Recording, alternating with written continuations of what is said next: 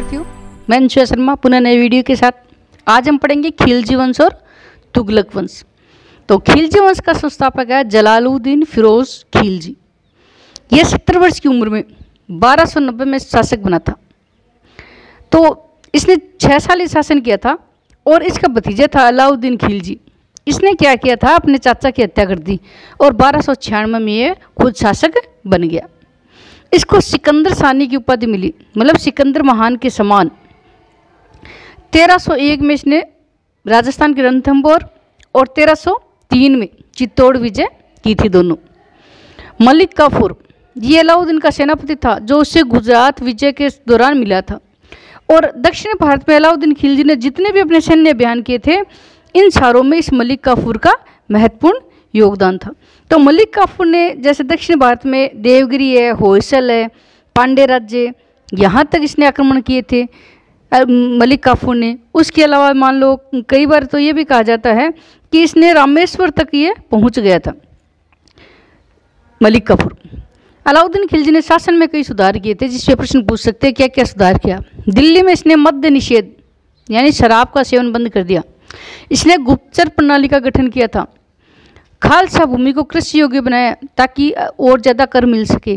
और जो अमीर वर्ग थे उनकी संपत्ति जब्त कर ली थी। एक इसकी उपाधि और थी जिसका नाम था यास्मिन उल खिलाफत नासरी उल अमीर मोमिनन। ये भी उसने खलीफा से मान्यता धारण करते हुए ये उपाधि धारण की थी।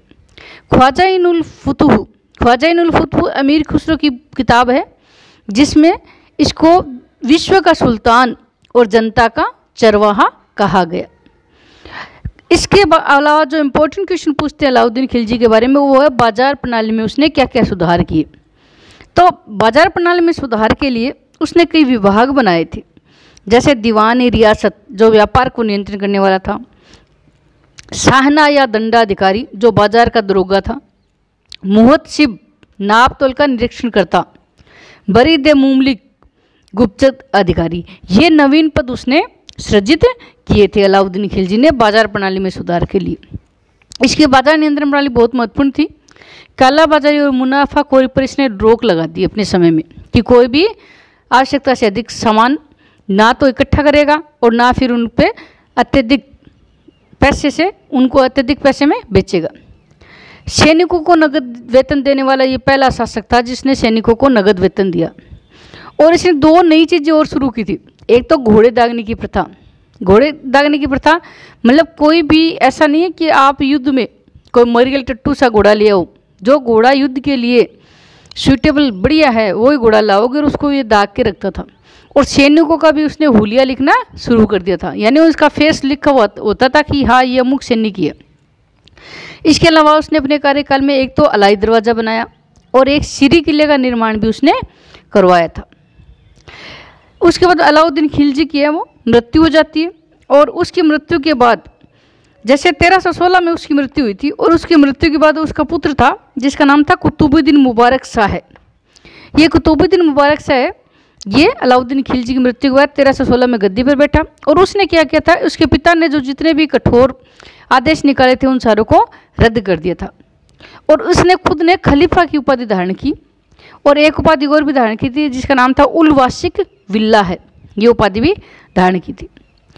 कुतुबुद्दीन मुबारक शाह की हत्या के बाद नासिरुद्दीन खुसरो शाह शासक बना। ये खिलजी वंश का अंतिम शासक था। ये नासिरुद्दीन खुसरो शाह है, ये खिलजी वंश का अंतिम शासक था। इसकी हत्या के बाद जैसे इसकी हत्या करता है गाजी मलिक, और गाजी मलिक इसकी हत्या करने के बाद गयासुद्दीन तुगलक के नाम से गद्दी पर बैठा। इसलिए अगला अध्याय जो अपना है वो है तुगलक वंश। तो ये जो अंतिम शासक था ना खिलजी वंश का खुसरो शाह, उसकी हत्या करके ये गाजी मलिक है वो गयासुद्दीन तुगलक के नाम से 1920 में गद्दी पे बैठा, 1320 में गद्दी पर बैठा था। गयासुद्दीन तुगलक है वो नहर खुदवाने वाला पहला शासक था। और उसका अंतिम सैन्य जो अभियान था वो बंगाल के विद्रोह, इसका अंतिम सैन्य अभियान था। मतलब ये बंगाल के विद्रोह का दमन करने गया था। और जब ये वापस आया ना, तो दिल्ली में उसके स्वागत समारोह के लिए इसके पुत्र ने, जिसका नाम जुन्ना खां था, इसने एक लकड़ी का भवन बनाया था अपने पिता की स्वागत समारोह में। और वो लकड़ी का भवन गिर गया था और उस गिरने से 1325 ईस्वी में उसकी मृत्यु हो गई थी। इसने अपने तुगलकाबाद नामक नगर भी बसाया था। अब आता है मोहम्मद तुगलक, जिस पे प्रश्न पूछने की बेहद संभावना है। तो गयासुद्दीन तुगलक का पुत्र था जुन्ना खां, जिसने ऊपर इसके लिए महल बनाया था ना, उसका नाम था जुन्ना खां।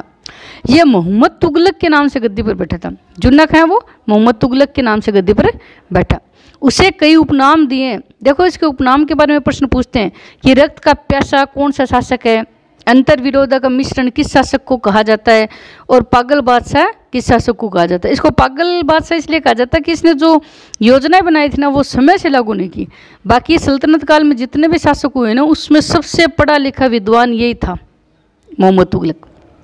अब उसकी योजनाओं के बारे में प्रश्न पूछता है कि उसने कौन कौन सी 5 योजनाएं चलाई थी। इस पर बहुत इंपॉर्टेंट क्वेश्चन बनता है। तो पहली थी 2 आब में करवर्दी। 2 आब एक क्षेत्र 2 नदियों के बीच का, उसमें उसने करवर्दी की, लेकिन उसी समय अकाल पड़ गया था तो ये योजना विफल हो गई। उसके बाद में उसने दौलताबाद से अपनी राजधानी परिवर्तन की देवगिरी, वो भी असफल हो गई। फिर उसने सांकेतिक मुद्रा का प्रचलन किया। उसने तांबे और कांसे के जो सिक्के बनवाए थे, लेकिन वो भी असफल हुई। एक इसने खुरासन पर आक्रमण किया था और एक इसने कराचिल अभियान किया था। तो खुरासन और जो ये कराचिल अभियान था ये भी उसने समय के अनुसार नहीं किया था। अकाल वगैरह पड़ गया था, बीच में बारिश आ गई थी, तो ये अभियान भी उसके असफल रहे। तो इसकी 5 योजनाएं हैं। इन 5 के बारे में आपको थोड़ा सा ध्यान से पढ़ना है, इसके बारे में प्रश्न पूछते हैं। इसके अलावा है कि जैसे ये जो तुगलक शासक है, इसके समय एक मोरक्को प्रदेश है, देश है, उसका निवासी आया था इब्न बतूता। इब्न बतूता के बारे में पूछते हैं कि मोहम्मद तुगलक के समय कौन सा मोरक्को निवासी आया था, और इसको इसने दिल्ली का काजी नियुक्त किया था। दिल्ली का प्रधान जो न्यायाधीश होता वो इसको नियुक्त किया था, और 1342 ईस्वी में इसे राजदूत बनाकर चीन भी भेजा। इसने कृषि के विकास के लिए एक नया विभाग बनाया जिसका नाम था अमीर कोही।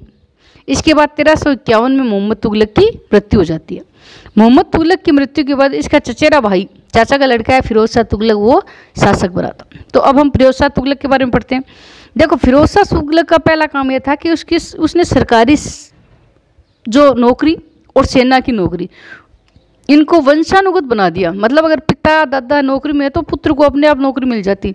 योग्यता होती ना, उसकी जांच वगैरह कुछ नहीं की इसने, और योग्यता की उपेक्षा की थी।